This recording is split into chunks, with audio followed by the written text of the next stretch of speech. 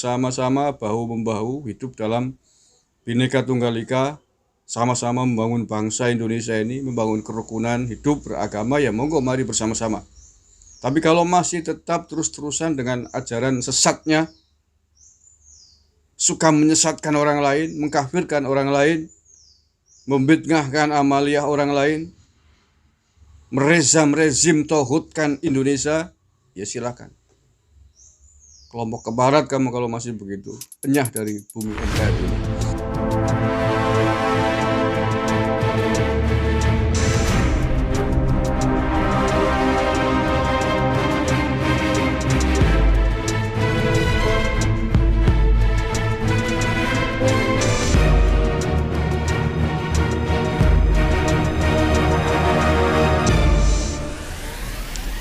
Assalamualaikum warahmatullahi wabarakatuh. Salam Nusantara, salam sejahtera untuk kita semuanya. Salam, Om Swastiastu, Namo Buddhaya, salam kebajikan, Rahayu. Saudara-saudaraku sebangsa setanah air yang saya cintai, saya banggakan, bertemu lagi dengan saya Agus Smart dari lereng Gunung Slamet di Banyumas, Jawa Tengah. Kabar semuanya, selamat hari Minggu hari ini 5 Desember 2021. Saya doakan mudah-mudahan panjenengan semua, kita semuanya selalu baik-baik saja, sehat-sehat saja, terhindar dari segala macam bencana dan malapetaka. Barokah hidupnya, barokah umurnya, barokah rezekinya, barokah keluarga dan keturunannya. Amin ya rabbal alamin. Anak-anak Nusantara sudah mulai bangkit, sudah mulai habis kesabaran terhadap kelompok-kelompok katun gerak ke barat, terhadap orang-orang berfaham salafi wahabi takfiri yang suka mengkafir kafirkan orang lain, yang suka membid'ahkan kelompok lain, suka menyesatkan kelompok lain, yang suka merongrong kepada bangsa dan negara, yang suka ngomong ini negara tauhid, ini negara setan. Namanya sudah saatnya bahwa anak-anak Nusantara memang harus tegas menghalau mereka. Kalau tidak mau diperingatkan ya. Tetapi kalau masih mau diperingatkan, bersama-sama bahu-membahu hidup dalam Bhinneka Tunggal Ika, sama-sama membangun bangsa Indonesia ini, membangun kerukunan hidup beragama, ya monggo mari bersama-sama. Tapi kalau masih tetap terus-terusan dengan ajaran sesatnya, suka menyesatkan orang lain, mengkafirkan orang lain, membid'ahkan amaliyah orang lain, merezim tauhidkan Indonesia, ya silakan. Kelompok ke barat kamu kalau masih begitu, enyah dari bumi NKRI ini. Nah, ribuan warga di Lombok Timur, Nusa Tenggara Barat kemarin melakukan penolakan besar-besaran kepada kelompok Salafi Wahabi ini, karena di Tengah Raya akan menyebarkan paham, bahkan bangun masjid di sana untuk kepentingan ideologinya itu. Saya bacakan ya beritanya.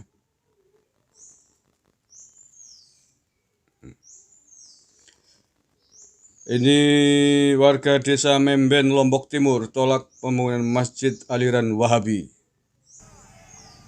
Warga desa Memben, Kecamatan Wanasaba, Kabupaten Lombok Timur menolak pembangunan salah satu masjid lantaran Masjid As-Sunnah yang berada di Dusun Bembek, desa setempat, diduga menjadi masjid aliran Wahabi yang selama ini ditolak oleh warga.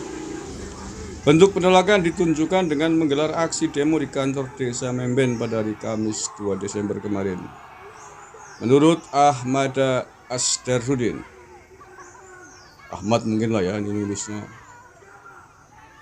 Menurut Ahmad Asdarudin, salah satu masa aksi berpendapat penolakan tersebut karena adanya paham eksklusivisme yang diajarkan, yakni yang memandang keliru aliran lainnya. Ya, mereka emang begitu. Orang yang di luar kelompoknya dianggap kafir, maka disebut juga aliran ini aliran takfiri, karena mengkafirkan orang di luar kelompok. Di antaranya kami dianggap bid'ah karena mengadakan acara maulid Nabi, sholawat dan tahlil, dan paling membuat kami sakit hati adalah etikanya tidak ada. Ketika masuk wilayah kami untuk membuat sarana ibadah, kenapa enggak permisi ke tokoh-tokoh kita, katanya. Sementara itu, Kepala Desa Membendaya, Ridwan mengaku pihaknya sejak awal mengantisipasi agar persoalan ini tidak sampai menimbulkan polemik di tengah masyarakat. Pihaknya bersama semua unsur terkait sedang berupaya mencarikan penyelesaian yang terbaik. Kita sudah mempertemukan kedua pihak, terutama membuat kesepakatan yang harus dijalankan selama 7 hari. Dan kita selaku pemerintah desa siap menjalankan tugas sesuai dengan tupoksi. Dan yang paling kita tidak ingin terjadi konflik di masyarakat, tutupnya. Diketahui bunut penolakan ini aktivitas pembangunan masjid yang sedang berjalan untuk sementara dihentikan. Ya, kalau warga negara Republik Indonesia yang mencintai tanah air ini, mencintai Bhinneka Tunggal Ika, pastilah jangankan kau dengan sesama muslim, dengan yang non-muslim atau siapapun, itu sudah lama hidup dalam bingkai kerukunan, saling menghargai, saling menghormati antara agama yang satu dengan yang lain, keyakinan yang satu dengan yang lain. Itu sudah lama terpatri. Tapi ketika ini kelompok keparat kadrun benalu masuk, ya pasti menjadi geger di mana-mana. Maka ulama-ulama dari Islam mayoritas jumhur memutuskan bahwa aliran ini Salafi Wahabi takfiri memang aliran yang sesat, sempalan, khawarij. Maka dimanapun kelompok ini berada akan menjadi benalu persatuan, akan menjadi benalu bangsa, akan merusak sendi-sendi kebersamaan. Dan pada akhirnya mereka akan pada akhirnya kalau sudah besar akan menjadi pemberontak negara. Dimanapun akan mendirikan khilafah kepada penguasa yang ada, yang sah di negara yang ditempati, akan mengatakan rezim zalim, rezim kafir, tauhid, tidak mau mengibarkan merah putih, maunya bendera HTI itu HTI bagian dari ini. HTI kan ormasnya, tapi ideologinya di ideologi ini, bagian dari ideologi itu yang dipakai gitu. Nah, FPI sebenarnya ideologinya tidak sama sebenarnya, tapi dalam konteks hari ini kepentingan politiknya di negara ini sama. Dan perkembangan terakhir FPI itu ingin juga mendirikan khilafah Islamiyah, walaupun ideologi agamanya sesungguhnya berbeda. Orang-orang FPI itu suka maulid Nabi sama kayak orang-orang NU, suka berjanjian gitu ya. Kalau orang-orang Salafi Wahabi takfir itu nggak suka sama sekali dengan maulid Nabi, al-barzanji, tahlilan, habaib, itu nggak suka sebenarnya. Mereka mengkafirkan, memusyrikan ajaran itu.